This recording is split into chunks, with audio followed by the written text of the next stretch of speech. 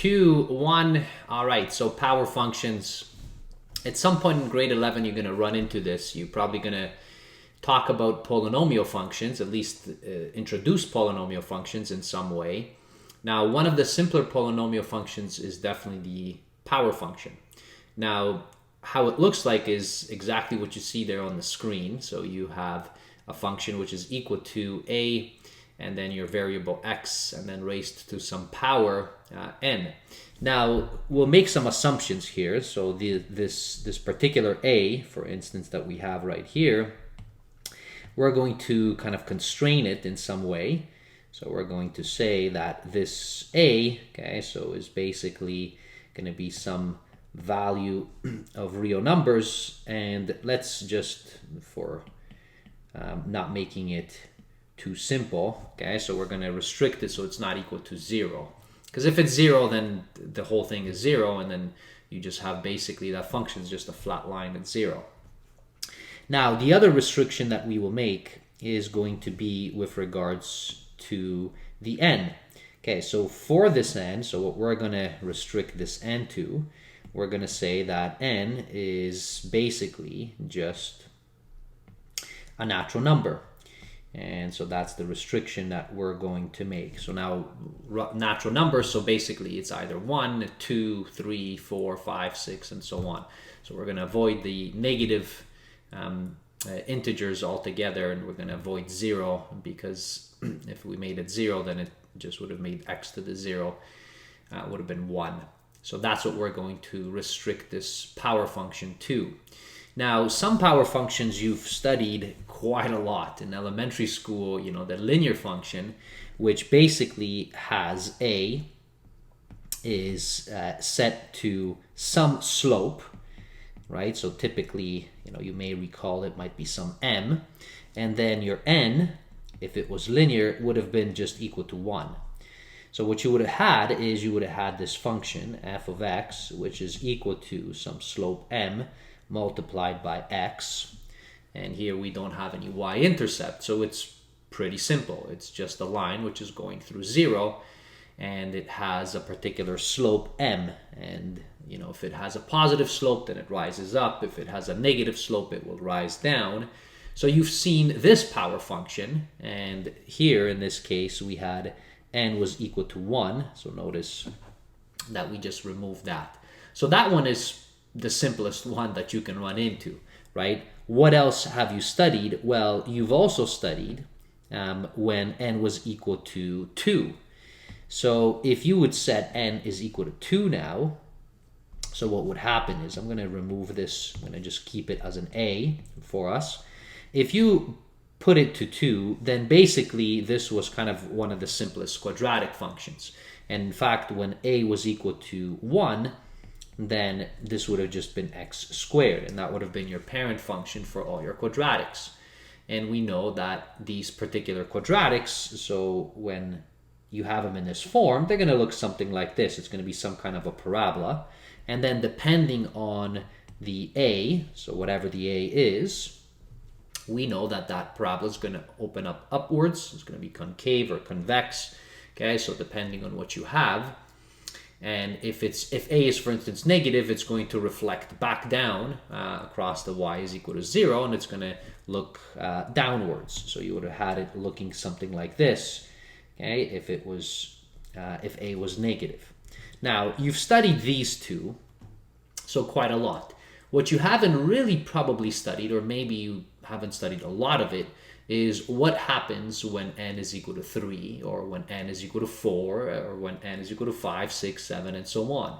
Well, it's worth studying these power functions to give you some kind of a gist. But I will tell you that, interestingly enough, if you understand the quadratic function very well, so you understand that there are reflections if the a is negative, okay, you understand that basically the quadratic function is kind of restricted on its range because of the x squared that you have.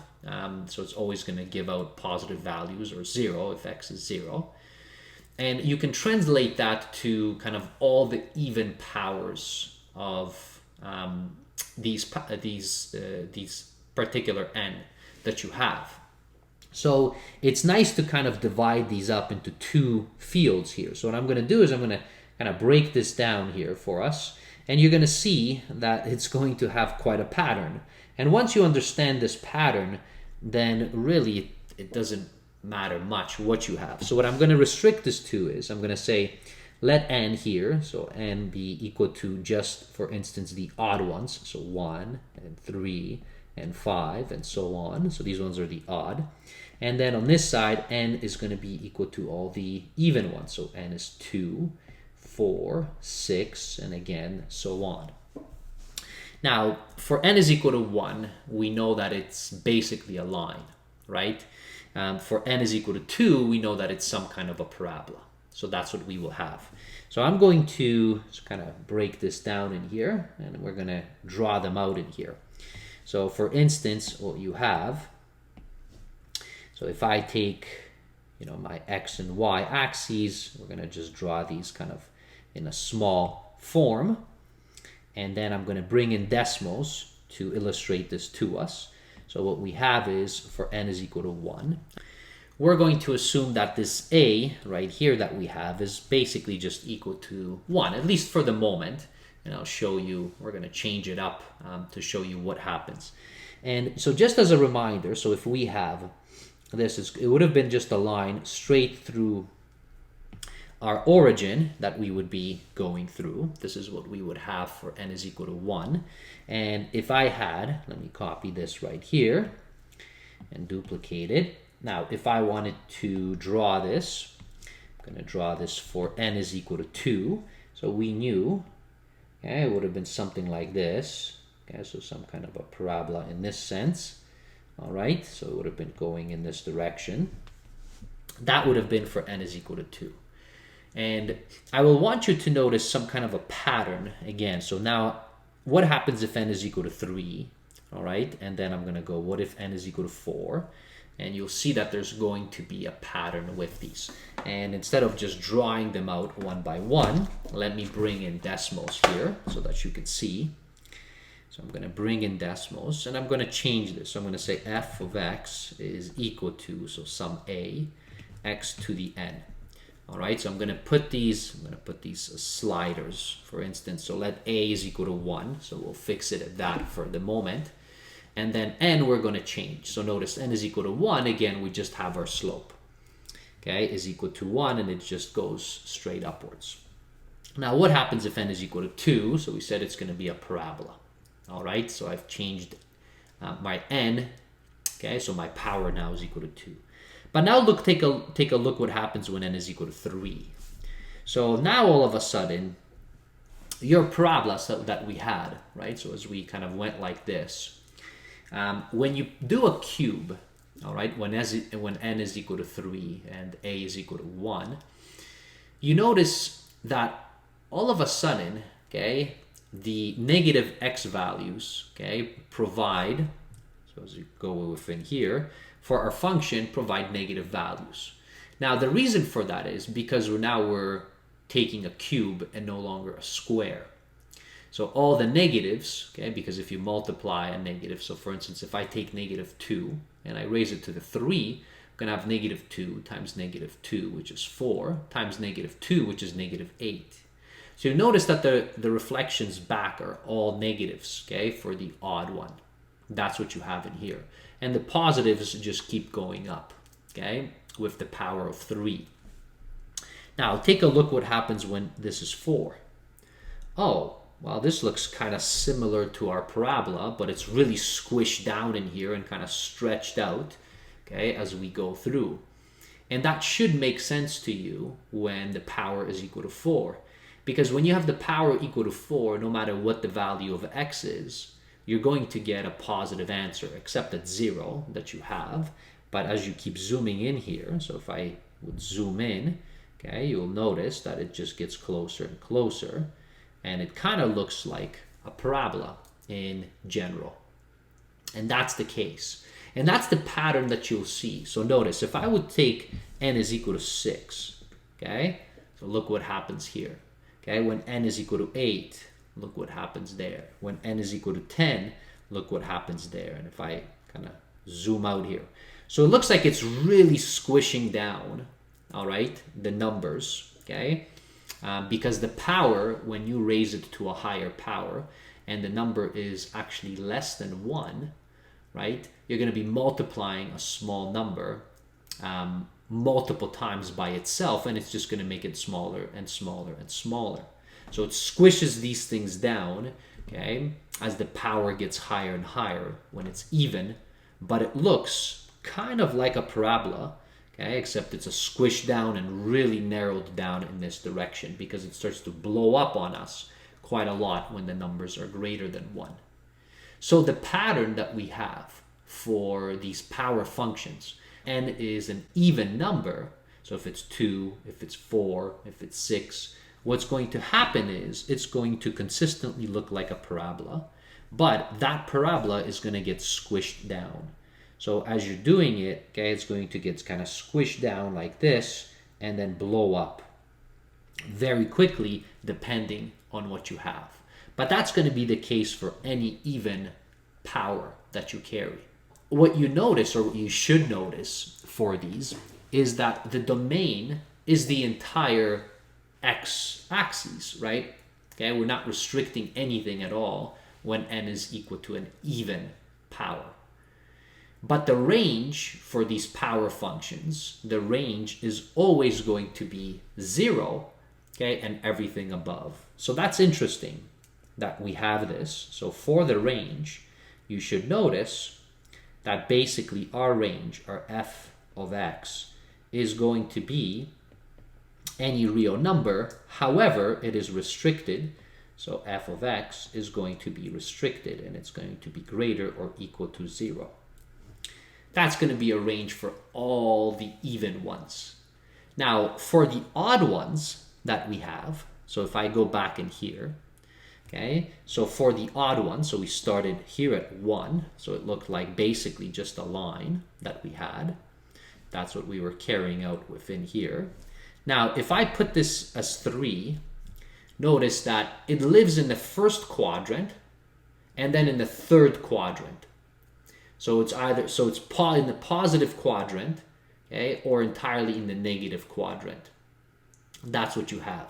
Now notice if I take it to 5, again it looks like it's getting squished down, okay, for numbers that are basically less than 1. It just gets squished down, but it looks very much, so if I go back to 3, okay, between 3 and 5, okay, so it looks like it has this pattern, okay, that goes from the bottom across through 0, and then it goes all the way up.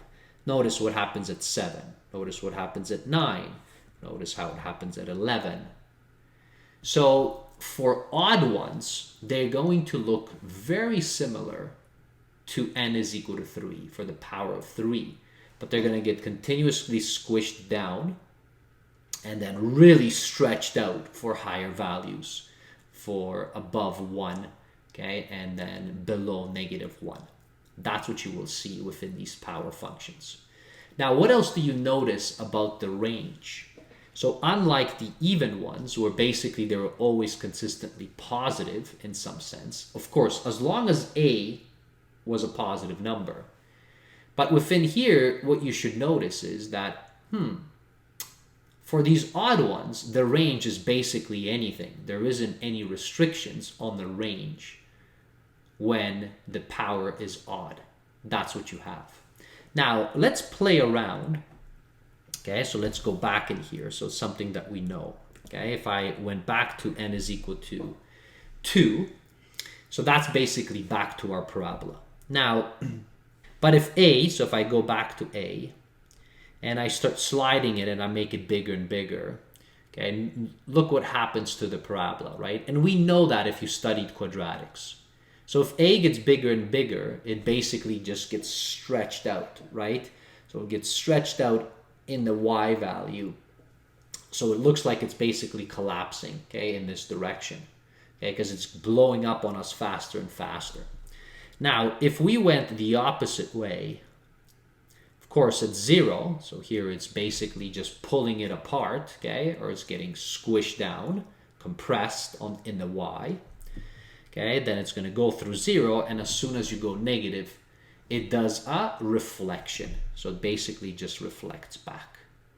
So in this case, if you were doing the range for the negative values of A, the range is basically 0 and anything below it, right? That would have been your range. Now, what happens, okay, if this was, let's say, the power of 4 or power of 6 for all the even? Is it also the same thing? So if I take this to the 4, you'll notice that it is exactly the same thing. So as A gets bigger and bigger, okay, it gets squished in. And then as it gets closer to 0, it gets kind of compressed out. And then when it's negative, it does a reflection. So it acts exactly like a quadratic. So your power functions are going to be acting kind of like your quadratics that you have. So it's important to understand those quadratics and what happens to them. Now, this, of course, you could have seen. So notice for 6, for 8, for 10, all right, it means exactly the same thing. It just does a reflection, okay, if A is negative. Now, what about if it was, okay, so if we take here, okay, when our power is 3.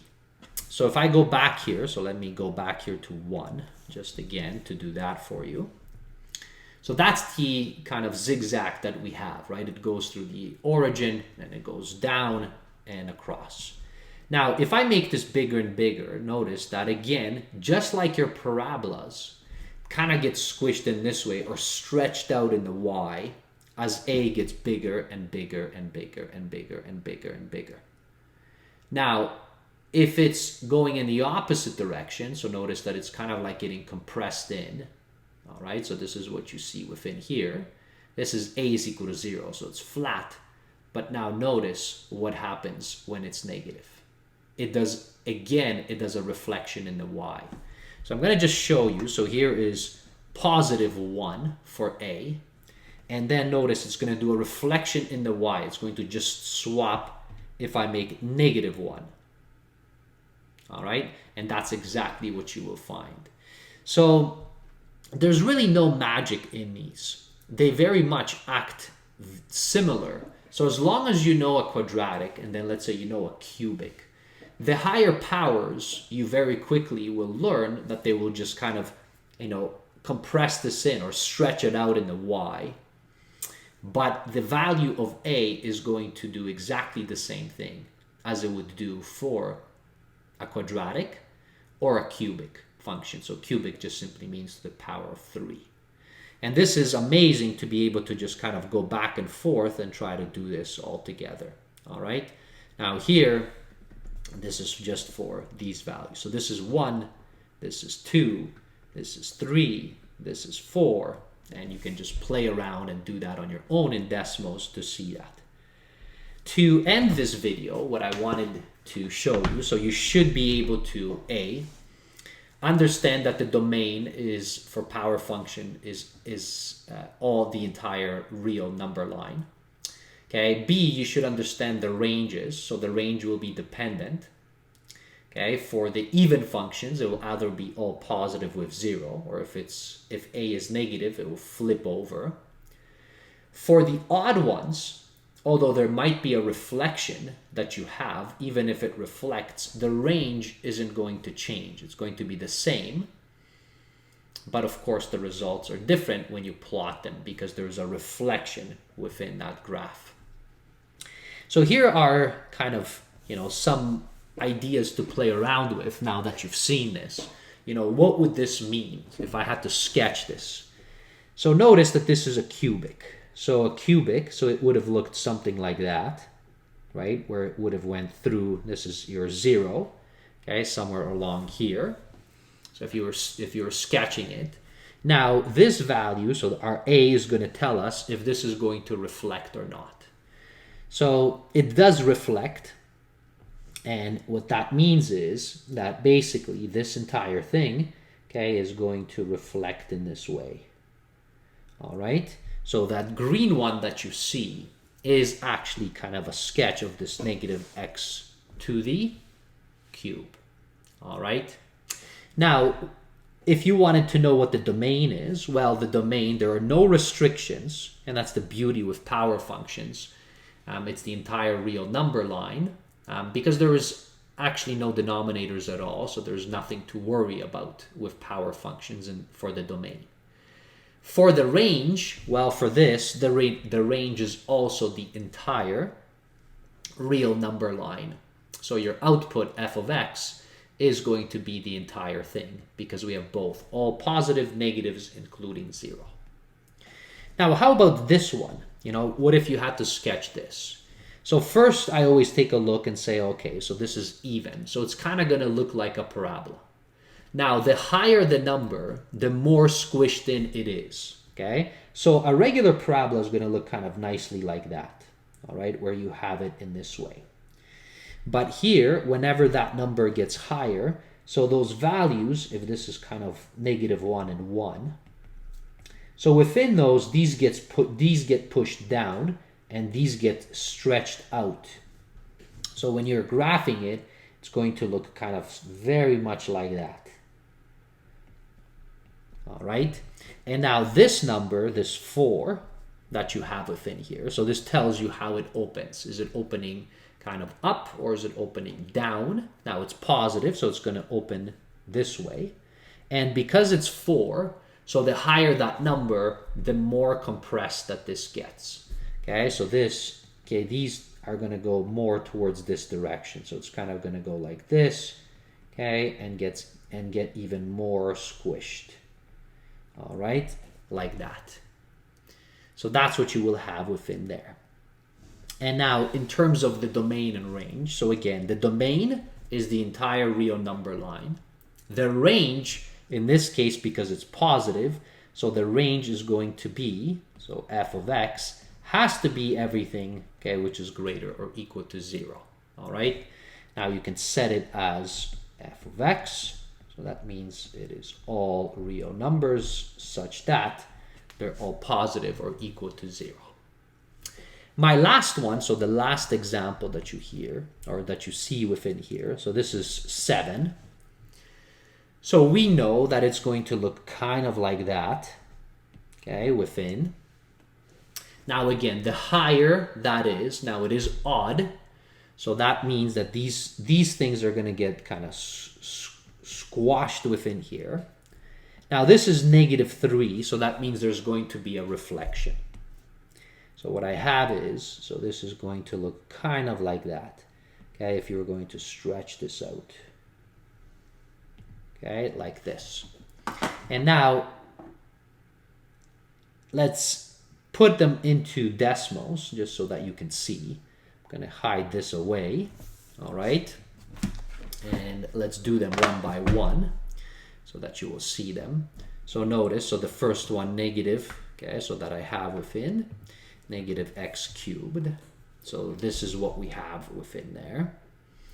So that's exactly what we had. At least it's a sketch. Okay, the second one that we had was 4x to the 8. Okay, so notice that indeed it looks like a parabola kind of, but very squished at the bottom and then just super extends on top there. That's what we have there. And then we have -3x to the 7. And notice I'm going to close the other ones down, and that's what it looks like. So I hope that you found this useful, and do use decimals to get yourself acquainted with these power functions. And what you should know and take out of them is, you know, understand the quadratic very well, understand the cubic very well, so x to the 3, and then everything else is just an extension of that. All right? All right, thanks for watching. We'll see you in a future video. Bye, everybody.